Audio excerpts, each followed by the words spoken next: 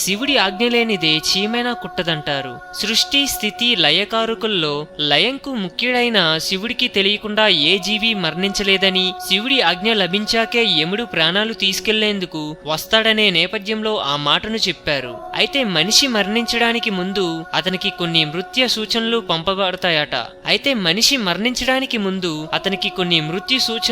పంపబడతాయట.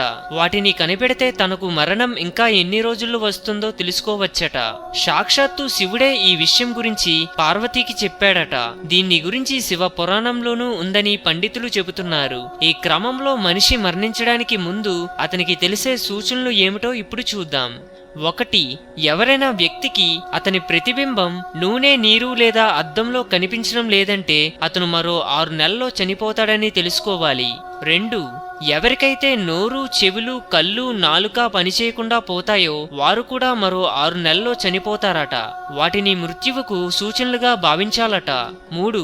ఎవరైనా వ్యక్తి శరీరం ఉన్నట్టుండి తెలుపు లేదా పసుపు రంగుల్లోకి మారుతూ శరీరంపై ఎరుపు రంగు మచ్చలు వస్తుంటే వారు 6 నెలల్లోగా చనిపోతారట. 4. గొంతు, నాలుక వంటివి మాటిమాటికి పొడిగా మారుతుంటే వారు త్వరలో చనిపోయే అవకాశాలు ఉంటాయట. 5. నొప్పి కారణంగా ఎడమ చేతిని మాటిమాటికి వెనక్కి తీసుకుంటున్నా దాంతో నాలుక పొడిగా మారుతున్నా అలాంటి వారు 1 నెలలో చనిపోతారట. 6.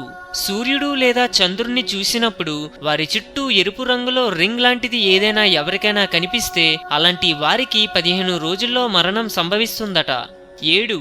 నక్షత్రాలు, చంద్రుణ్ణి అస్సలు చూడలేని వారు లేదంటే వాటి స్థానంలో నల్లని కాంతిని చూసేవారికి మరణం అత్యంత సమీపంలో ఉందని తెలుసుకోవాలి. 8. నీలి రంగులో ఉండే ఈగలు ఎవరినైనా చుట్టుముడుతుంటే వారికి మరణం మరో నెలలో సంభవిస్తుందట. 9. రాబందు, కాకి లేదా పావురం ఎవరి తలపైనైనా కూర్చుంటే వారికి త్వరలో మరణం సంభవిస్తుందట. 10. ఎవరినైనా తన నీడను తల లేకుండా చూస్తే వారు కూడా త్వరలో చనిపోతారన్నమాట. 11. ఎవరికైనా చూపు పూర్తిగా పోయినా లేదా మంటను సరిగ్గా చూడలేకపోయినా వారికి కూడా త్వరలో మరణం కలుగుతుందట. 12. పొలారిస్ అని పిలువబడే నార్త్ స్టార్ లేదా సూర్యున్ని ఎవరైనా చూడలేకపోయినా రాత్రిపూట ఇంద్రధనుస్సు కనిపిస్తున్నా వారికి ఖచ్చితంగా త్వరలో మరణం వస్తుందట. హిందూయిజం గురించి మరెన్నో గొప్ప విషయాలను తెలుసుకోవడం కోసం మా ఛానల్ని సబ్స్క్రైబ్ చేయండి. ఈ వీడియో మీకు నచ్చినట్లయితే లైక్ చేయండి, షేర్ చేయండి.